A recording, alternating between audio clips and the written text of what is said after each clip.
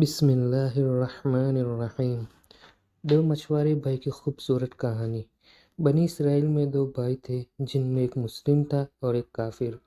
دونوں بھائی مچھوارے تھے۔ کافر بھائی بت کی پوجا کرتا تھا اور جب مچھلی پکڑنے کے لیے پانی میں جال ڈالتا تھا تو اس کی پوری جال بھر جاتی تھی اور جال کھینچنا مشکل ہو جاتا، اور دوسرا بھائی جو کہ مسلم تھا اس کے جال میں صرف ایک یا دو مچھلی ہی آتی۔ وہ اسی مچھلی کو لے کر اللہ تعالیٰ کا شکر ادا کرتا۔ ایک بار اس مسلم مچھوارے کی بیوی اپنے چھت پر گئی تو اس کی نظر کافر مچھوارے کی بیوی پر گئی جو اچھے کپڑے اور اچھے زیور پہنے ہوئی تھی۔ یہ دیکھ کر اس مسلم مچھوارے کی بیوی کے دل میں لالچ پیدا ہو گیا اور وہ بولی کہ کاش میرے پاس بھی اتنی دولت ہوتی۔ یہ سن کر کافر کی بیوی بولی کہ تو اپنے شوہر کو راضی کر لے کہ وہ بھی میرے شوہر کے معبود کی عبادت کرے تاکہ تو بھی میری طرح دولت مند ہو جائے۔ یہ سن کر مسلمان کی بیوی کچھ غم زدہ ہو کر نیچے آئی۔ پھر جب اس کا شوہر گھر آیا تو اس نے اپنی بیوی کو غم زدہ دیکھ کر اس نے پوچھا کہ کیا بات ہے، تم اتنی اداس کیوں ہو؟ تو اس کی بیوی بولی کہ یا تم مجھے طلاق دے دو یا تم اپنے بھائی کے معبود کی عبادت کرنے لگو۔ یہ سن کر اس کے شوہر نے کہا کہ اے اللہ کی بندی، کیا تو اللہ سے نہیں ڈرتی جو تو کفر کی بات کرتی ہے؟ تو وہ بولی کہ بس کرو، اتنی باتیں مت بناؤ، میں اس طرح بھوکی ننگی نہیں رہ سکتی۔ جبکہ دوسری عورتیں اور تمہارے بھائی کی بیوی کو میں دیکھ رہی ہوں کہ وہ اچھے کپڑے اور زیور پہنے رہتی ہے۔ جب اس مسلم مچھوارے نے دیکھا کہ اس کی بیوی ضد پر آ گئی ہے اور وہ نہیں سمجھ رہی تو اس نے اسے کہا کہ ٹھیک ہے، تم پریشان نہ ہو، کل سے میں مزدوری کروں گا اور خوب محنت کروں گا اور میں تمہیں روزانہ 2 درہم دیتا رہوں گا۔ ان 2 درہم سے تم اپنی ضرورت کی چیزیں دھیرے دھیرے کر کے خرید لینا۔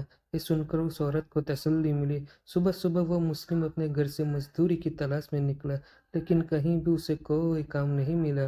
وہ ادھر ادھر پھرتا رہا لیکن کسی نے بھی اس کی مدد نہیں کی۔ آخر کار وہ مایوس ہو کر ایک تالاب کے پاس جا کر بیٹھ گیا۔ پھر شام ہونے تک وہ اللہ کی عبادت کرتا رہا، اور جب وہ گھر آیا تو اس کی بیوی نے کہا کہ تم آج اتنی دیر تک کہاں تھے؟ تو وہ کہنے لگا کہ میں بادشاہ کی خدمت میں تھا، بادشاہ نے مجھے 30 دن کام کرنے کی شرط رکھی ہے۔ یہ سن کر اس کی بیوی بولی کہ وہ بادشاہ تم کو کیا دے گا؟ تو اس نے جواب دیا کہ میرا بادشاہ بڑا کریم ہے اور اس کے خزانے خوب دولت سے بھرے ہوئے ہیں، وہ مجھے وہ سب دے گا جو میں اس سے مانگوں گا۔ پھر وہ اسی طرح اپنے خدا کی عبادت میں لگا رہا۔ جب تیسری رات ہوئی تو اس کی بیوی نے کہا کہ اگر تم نے کل مجھے درہم نہیں دیا تو تم مجھے طلاق دے دینا۔ یہ سن کر اس کو بہت دکھ ہوا اور پھر وہ اگلے دن ایک یہودی کے پاس گیا اور اس سے کہا کہ کیا تم مجھے اپنے پاس مزدوری پہ لگا لو گے؟ یہ سن کر اس یہودی نے کہا کہ ہاں، میں تمہیں مزدوری پہ رکھ لوں گا، مگر ایک شرط ہے، میرے پاس تمہارے کھانے پینے کا کوئی انتظام نہیں ہوگا۔ یہ سن کر اس نے اس یہودی کی شرط مان لی اور روزے کی نیت کر کے وہ اس کے ساتھ مزدوری پہ چلا گیا۔ ادھر دوسری طرف ایک آدمی اس کی بیوی کے پاس گیا، اس کا دروازہ کھٹکھٹایا تو اس کی بیوی باہر نکلی تو اس آدمی نے اس کی بیوی کو 29 اشرفیاں دی اور اس سے کہا کہ یہ تمہارے شوہر کی مزدوری ہے، تمہارا شوہر 29 دن سے بادشاہ کی خدمت میں تھا اور پھر تمہارے شوہر نے بادشاہ کو چھوڑ دیا۔ اگر وہ 30ویں دن بھی بادشاہ کی خدمت میں جاتا تو اسے بہت کچھ مل جاتا، لیکن وہ ایک یہودی کے پاس چلا گیا۔ اگر وہ ہمیشہ بادشاہ کی خدمت کرتا تو اسے ہمیشہ انعام و اکرام ملتا۔ بس یہ لو 29 اشرفیاں، اگر وہ آج بھی آتا تو 30 اشرفیاں ملتی۔ پھر وہ عورت ان میں سے ایک اشرفی لے کر بازار گئی اور ایک سونار کو وہ اشرفی دکھایا تو اس سونار نے اس اشرفی کے بدلے 1000 درہم دے دیے۔